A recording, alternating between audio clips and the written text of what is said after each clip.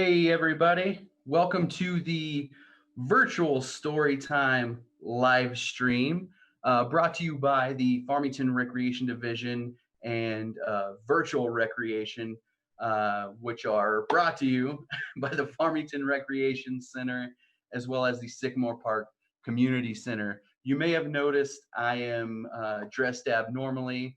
Yes, we're reading bedtime stories, which means I wanted to be comfy. So I got in my awesome Batman PJs. Don't act like you're not jealous.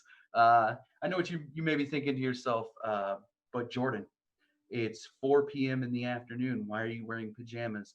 Maybe somebody's watching this a little later at bedtime. And in that case, I'm dressed appropriately.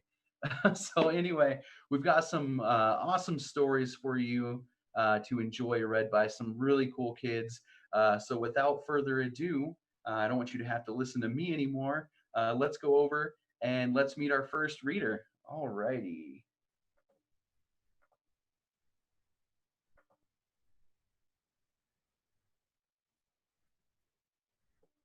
Hey there, James. Oh, I see. I think you're muted, buddy. There you go. Hi. Hey, how's it going, James? Good. All righty. James, what are you going to read for us today? Pumpkin Soup by Helen Cooper. Right on, dude. Is there something special about the book, or did you just pick it because you like it? Both. Both. Good answer. I'm happy with that. All righty, buddy. You go ahead and take it away whenever you're ready. Hi, my name is James. I am going to be reading Pumpkin Soup, like I already said, by Helen Cooper.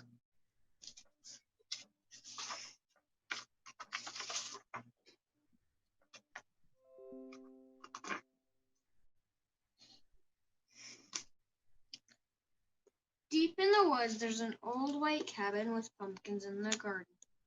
There's a good smell of soup. And at night, with luck, you might see a bagpiping cat through the window, and a squirrel with a banjo, and a small singing duck.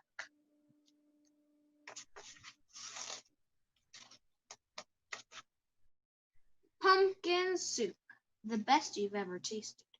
Made by the cat who slices up the pumpkin, made by the squirrel who stirs in the water, made by the duck who scoops up a pumpkin of salt and tips it in just enough.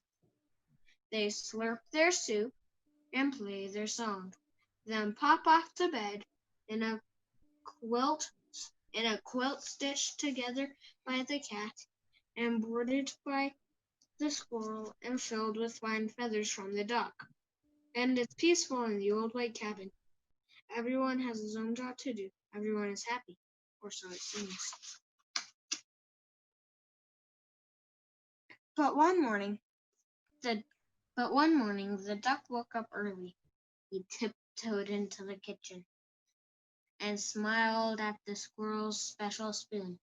"Wouldn't it be fine," he murmured, "if I could be the head cook?" He drew up a stool, hopped on top, and reached until his beak just touched the tip of the spoon.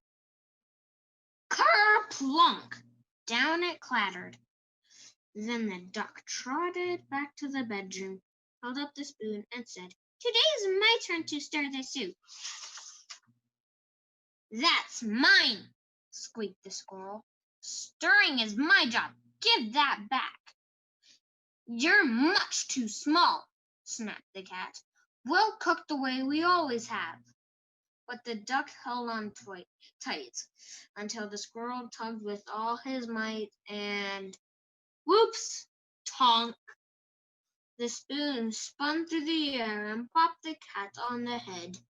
Then there was trouble, a horrible squabble, a row, a racket, a rumpus in the old white cabin. "I'm not staying here," wailed the duck. "You never let me help with anything." And he packed up his wheelbarrow, put on his hat, and waddled away. "You'll be back," stormed the cat, "after we've claimed duck. And the squirrel shook his spoon in the air, but the duck didn't come back. Not for breakfast. Not even for lunch. I'll find him, scoffed the cat. He'll be hiding outside. Bet he's in the pumpkin patch. What the duck was not in the pumpkin patch. They could not find him anywhere. So they waited all that long afternoon. The cat watched the door, the squirrel paced the floor, and the duck wait. That duck will be sorry when he comes home, they muttered. But the duck didn't come home, not even at soup time. Yuck! Salty! Too much salt! The soup wasn't tasty. They'd made it too salty. They didn't feel hungry anyway. They both sobbed over supper until their tears dripped into the soup and made it even saltier. We should have let him stir the soup, sniffled the squirrel. He was only trying to help the cat. Let's go out and look for him. The cat and the squirrel were scared. They wandered down the path in the dark, dark woods. They feared for the duck all alone with the trees, and the foxes, and the wolves, and the witches, and the bears. But they could not find him.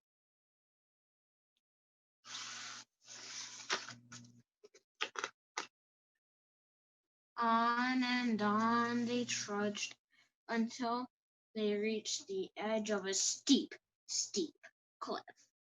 Maybe he fell down that, wailed the cat.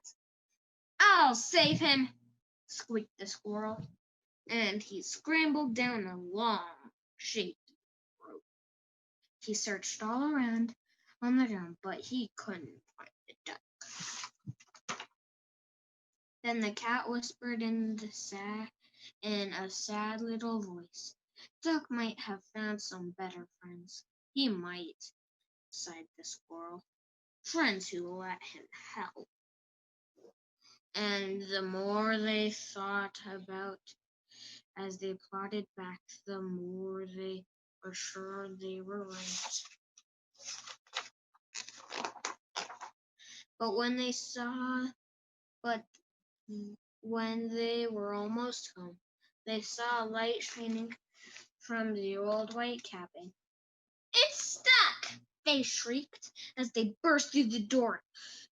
And the duck was so happy to see them. He was also very hungry. And though it was late, they thought they would make some pumpkin soup. When the duck stirred, the cat and the squirrel didn't say a word. Not even when the duck stirred the soup so fast that it slopped right out of the pot. Not even when the pot got burnt. When the duck showed the squirrel how to measure out the salt, and the soup was still the best you ever tasted. So once again, it was peaceful in the old white cabin until the duck said, I think I'll play the bagpipes now. All right. Awesome job, James. Thanks so much for reading that book for us. And that was Pumpkin Soup by Helen Cooper. Very professional. Very nicely done. All right, James. Thanks so much for reading to us, and we'll see you next time, buddy. We'll see you later. Bye. Bye. All right, guys. So, sorry, technology. I'm having to work on about 3 different laptops here. I'm going to go ahead and get our next reader set up. And our next reader is Olivia, and she's going to be reading The Day the Crayons Came Home for Us. All right, so let's get her in on the meeting here. And- Incorporate it all the way. Like full screen. all right. Hi there, Olivia. Hello. Can you hear me? Yes. Good deal. I can hear you too. All righty. So, what book are you going to read for us today? The day the crayons came home. The Day the Crayons Came Home. That sounds like a sequel. Is that a sequel to something? Yes. Yes. Do you know what the original book is called? Is there one before it? Called The Day the Crayons Quit. Okay, so we got The Day the Crayons Quit, and you're going to read The Day the Crayons Came Home for us. All righty. Whenever you're ready, go ahead and take it away. The Day the Crayons Came Home by Drew Daywalt, illustrated by Oliver Jeffers.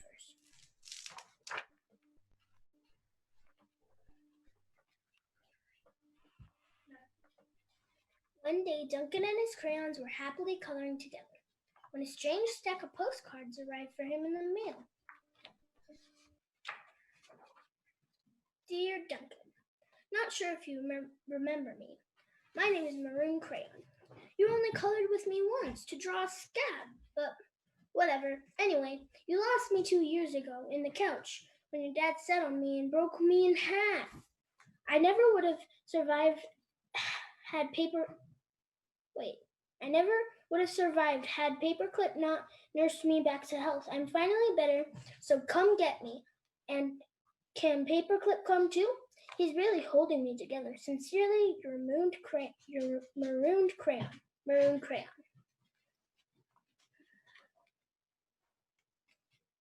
Dear Duncan, no one likes peas. No one even likes the color pea green. So I'm changing my name and running away to see the world. Sincerely, Esteban, the Magnificent, the crayon formerly known as pea green. Hi, Duncan. It's me, Neon Red Crayon. Remember that great vacation we had with your family? Remember how we laughed when we drew a picture of your dad's sunburn? Remember dropping me by the hotel pool when you left? Clearly you do not, because I'm still here. How could you miss me? Anyway, after 8 months waiting for you to come get me, I guess I'm walking back. You're left behind, friend. Neon Red Crayon. Duncan, it's us, Yellow and Orange. We know we used to argue over which of us was the color of the sun. But guess what? Neither of us wants to be the color of the sun anymore. Not since we were left outside and the sun melted us together. You know the real color of the sun? Hot. That's what. We're sorry for arguing. You can make green the sun for all. We care. Just bring us home. Your not so sunny friends, Yellow and Orange. Hey Duncan, I'm sure you don't recognize me after the horrors have been through. I think I was tan crayon or maybe burnt sienna. I don't know. I can't tell anymore. Have you ever been eaten by a dog and pucked up by the living room rug? Because I have. I have been eaten by a dog and puked up on the rug. Duncan, and it's not pretty. Not pretty at all. I'm more carpet fuzz than crayon now. Can you please bring me back? Your undigestible friend to tan or possibly burnt sienna crayon.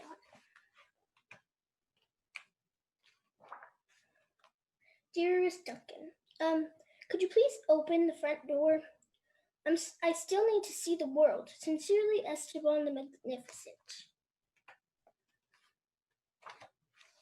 Hey Duncan, remember last Halloween we told your little brother there was a ghost under the basement stairs and we drew that scary stuff on the wall?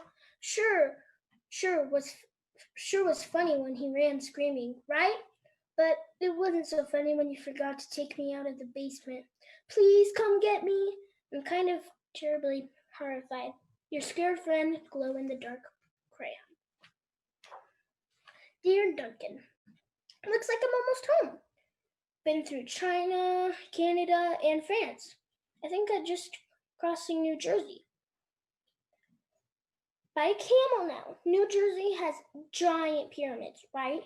See you soon, Neon Red Crayon. P.S. Next stop to the North Pole, I think. Duncan, does page 8 of Pirate Island ring a bell? Kind of a big payday for Captain Greenbeard. There, don't you think? And no bronze or silver in that pile. I told you it'd make me blunt if you colored each coin individually. But would you listen? No. I also told you those stupid crayon sharpeners never worked. Did you listen to that? Also no. Now I can't color anything at all. Your pointless friend, Gold Crayon. Dear Duncan, I've seen the world. It's rainy. I'm coming back. Esteban the Magnificent. Hi, Duncan. You're probably wondering why my head is stuck to your sock. A question because last week you left me in your pocket and I ended up in the dryer. It landed on your sock and now he's stuck to my head. Why does everything you wear still smell even after it's washed? Your stinky, socky, stucky on head buddy. Turquoise Crayon. P.S. Sock says hi.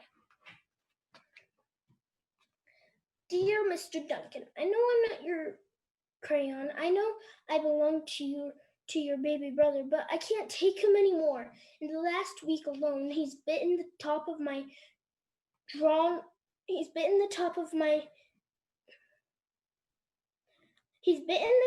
head, put me in the cat's nose, drawn on the wall, and tried to color garbage with me. The worst part is he is a terrible artist. I can't tell what his drawings are. Donkeys? Monkeys? Donkey monkeys? Picasso said every child is an artist. But I don't know. I don't think he met your brother. Please rescue me. Your desperate friend, Big Chunky Toddler Crayon. Duncan, greetings from the Amazon rainforest. Making great time. I think I'm almost home. Neon Red Crayon. Hello, Duncan. It's me, Brown Crayon. You know exactly why I ran away, buddy? Everyone thinks I get all the great coloring, right? Bet they don't know what else you used me to color, do they? I didn't think so. But did it really need to finance brown scribble? I'll come back, but please, let's stick to candy bars, okay? Your very embarrassed friend, Brown Crayon. Duncan was sad to learn all of the crayons he'd lost, forgotten, broken, or neglected over the years. So he ran around gathering them up. But Duncan's crayons were all so damaged and differently shaped than they used to be that they no longer fit in the crayon box. So Duncan had an idea. He built a place where each crayon would always feel at home. And then in Cleveland, I got to hike the Great Wall of China. The end. You're on mute. Thanks for telling me. You're welcome. Very good job. So here's the thing. I couldn't find a picture of the fort that he built. Can you show us what the fort looks like at the end? Mm-hmm.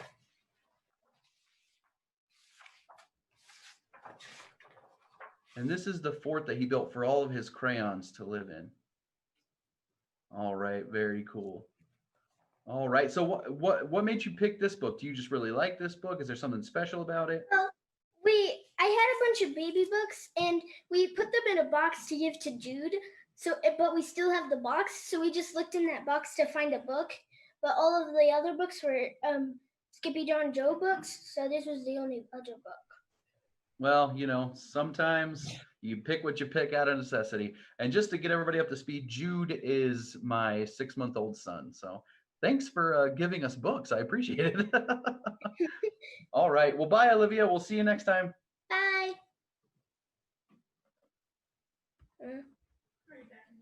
All right, guys. Sorry, there we go. All righty. So that was awesome. I'm having a great time. These stories are so fun and fantastic, and these kids are reading them so well, but we're only halfway done. We've got 2 more. really cool stories to listen to, and 2 more readers to listen to. So we're going to move on and we're going to listen to The Colors of Us, and that's going to be read by Bridger. Let me go ahead and we'll get him in. All his crayons.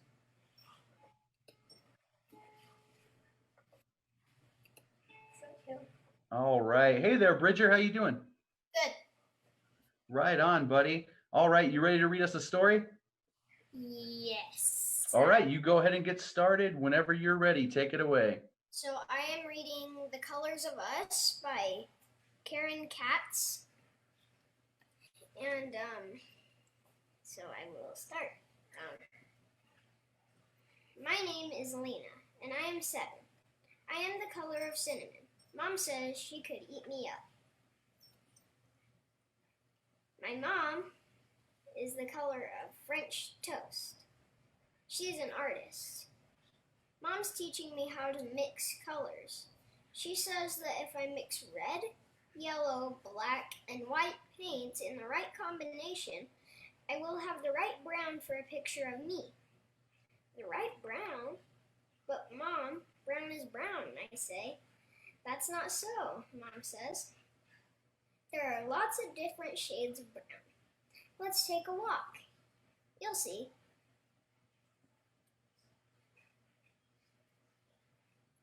We go to the playground where we see my friend Sonia. Sonia is a light yellow brown, Mom says. Just like creamy peanut butter, I say, my favorite. Isabella is chocolate brown, like the cupcakes we had for her birthday. Lucy has skin that's peachy and tan. My best friend, Jo-Jin, lives close to the playground. Jo-Jin is the color of honey. 2 streets over, we meet my cousin Kyle. His skin is a reddish brown like leaves in fall. Carlos and Rosita have brought their new puppy to the park. Carlos is a light cocoa brown, and Rosita's skin looks like butterscotch. When we pass by the pizza parlor, Mom and I see Mr. Pellegrino flipping a pizza high in the air. He's the color of pizza crust, a golden brown. My babysitter, Candy, is like a beautiful jewel, bronze and amber. She looks like a princess. Mom and I walk to the park to eat our lunch. Look at everyone's legs, Mom, all the different shades.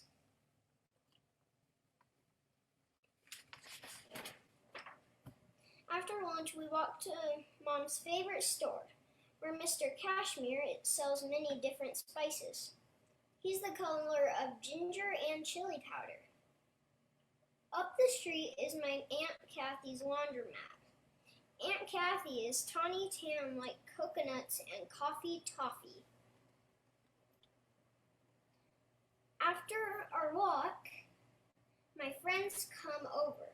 We take our towels to the roof and lie in the sun. I think about everyone I saw today.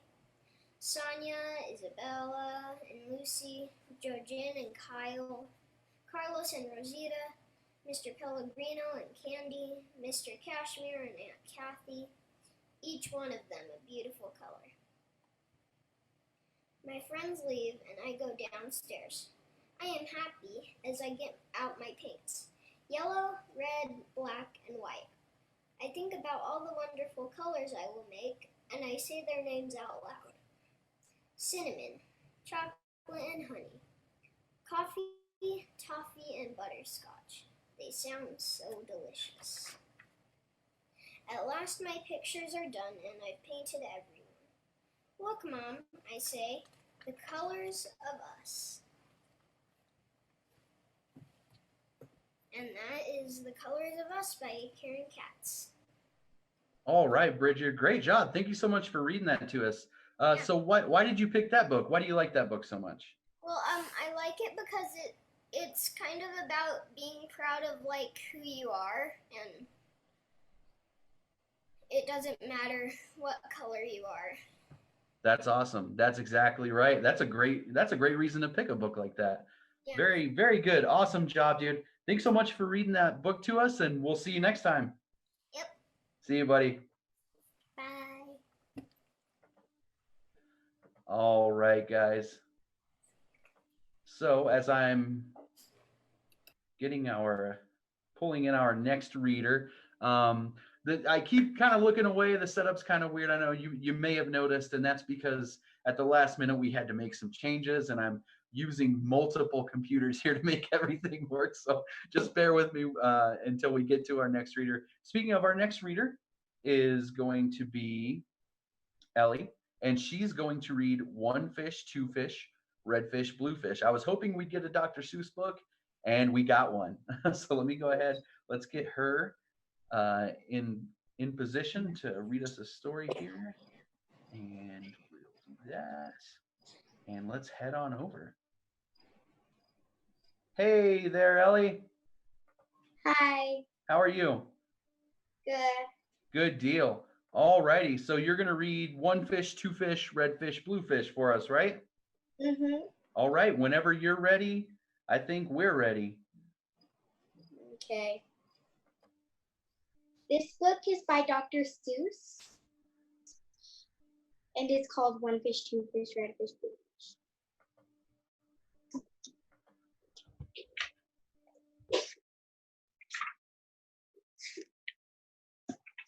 One fish, two fish, red fish, blue fish.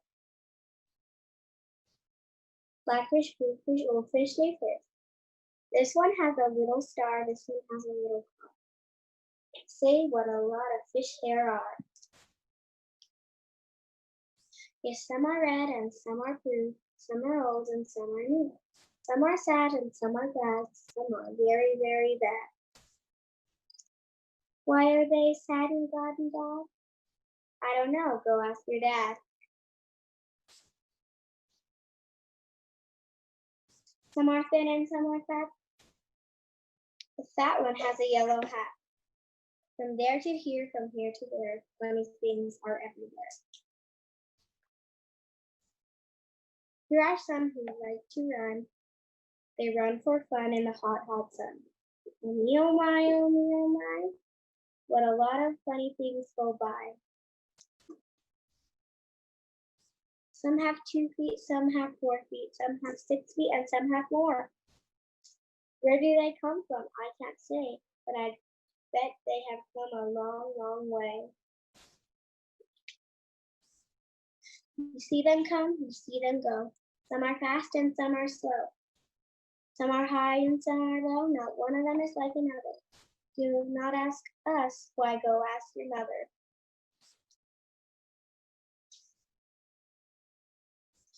Say, look at his fingers. 1, 2, 3. How many fingers do I see? 1, 2, 3, 4, 5, 6, 7, 8, 9, 10. He has 11. 11 is something new. I wish I had 11 too. Bump, bump, bump. Did you ever ride a wump?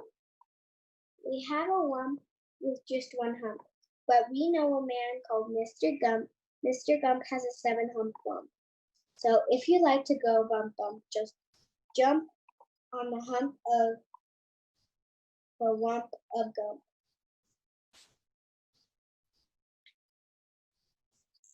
Who am I? My name is Ned. I do not like my little bed. This is no good. This is not right. My feet stick out of the bed all night. And when I pull them in, oh dear, my head sticks out of the bed up here.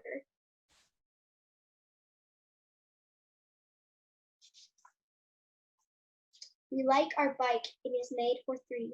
Our Mike sits up and back, you see. We like our Mike and this is why. Mike does all the work when the hills get high. Hello there, Ned. How do you do? Tell me, what is new?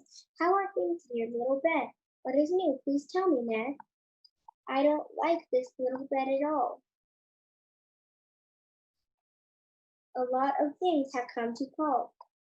A cow, a dog, a cat, a mouse. Oh, what a bed. Oh, what a house. Oh dear, I cannot hear. Will you please come over near? Will you please look in my ear? There must be something there, I fear.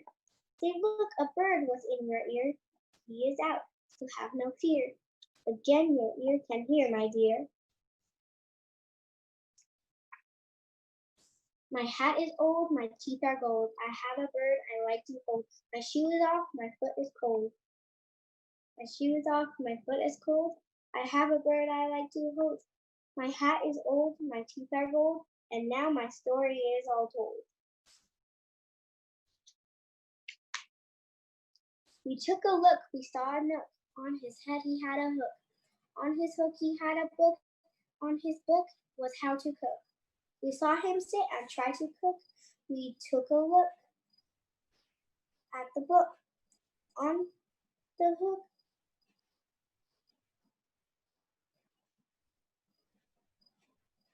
but a nook can't read, so a nook can't cook.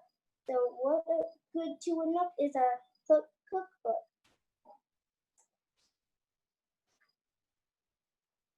The moon was out. We saw some sheep. We saw some sheep take a walk in their sleep.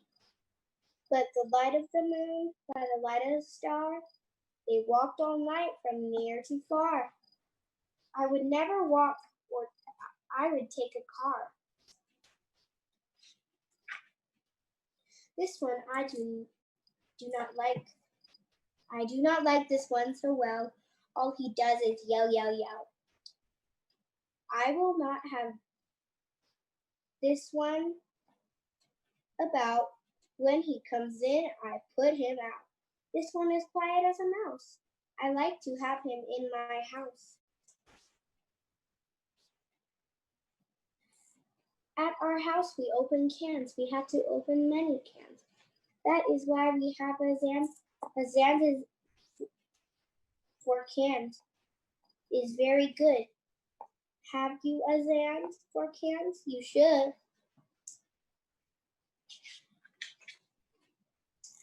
I like to box. How I like to box. So every day I box a gox. In yellow socks, I box my gox. I box my in yellow gox box socks.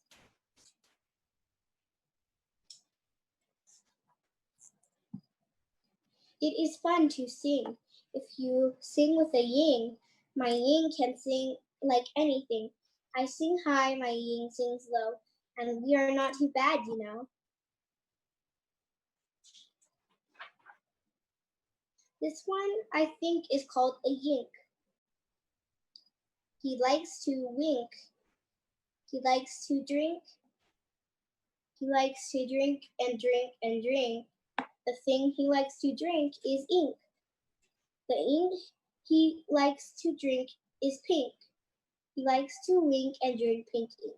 So if you have a lot of ink, then you should get a yink, I think. Hop, hop, hop, I am a yop. All I like to do is hop. From fingertop to fingertop. I hop from left to right, and then I hop right back again. I like to hop all day and night from right to left and left to right.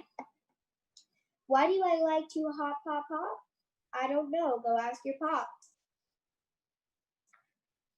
Brush, brush, brush, comb, comb, comb. Blue hair is fun to brush and comb. All girls who like to brush and comb should have a pet like this at home.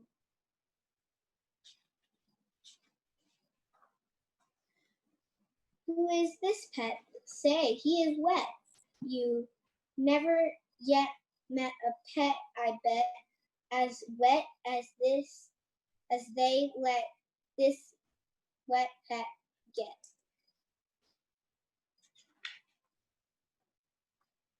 Did you ever fly a kite in bed? Did you ever walk with 10 cats on your head? Did you ever milk a cow, this kind of cow?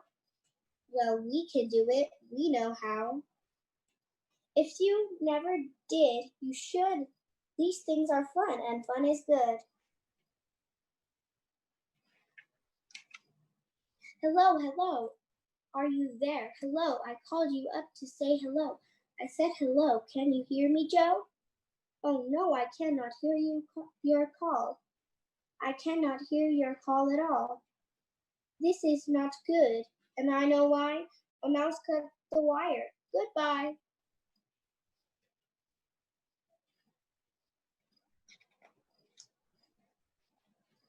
From near to far, from here to there, funny things are everywhere.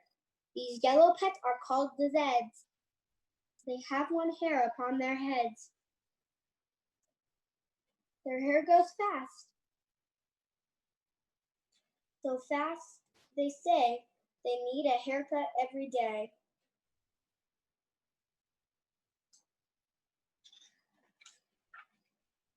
Who am I? My name is Ish. On my hand I have a dish. I have this dish to help me wish. When I wish to make a wish, I wave my hand with a big swish swish. And then I say I wish for fish. And then I get fish right on my dish. So if you wish to wish a wish, you may swish for fish with my wish dish. At our house we play out back. We play a game called Bring the Gap. Would you like to play this game? Come down. We have the only gack in town.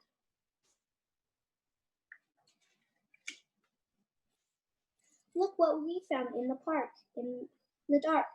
We will take him home. We will call him Clark. He will live at our house. He will grow and grow. Will our mother like this? We don't know.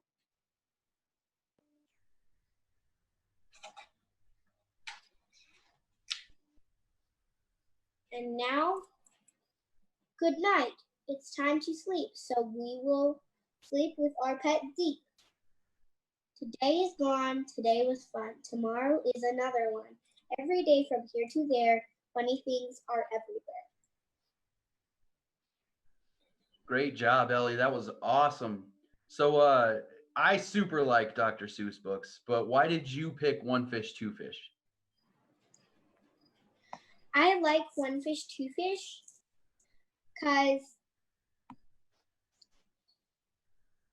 it's Just fun because it's to awesome? read. It's fun to read. That there were a whole lot of favorite illustrator. absolutely there were a whole lot of tongue twisters in there, and you nailed them like a pro. All right, Ellie. I practiced a lot. I can tell. Thanks so much for reading to us. We'll see you next time. Bye. All right, guys. So give me just half a second here. Okay, so I had a lot of fun listening to those kids read those amazing books. I hope you had a lot of fun.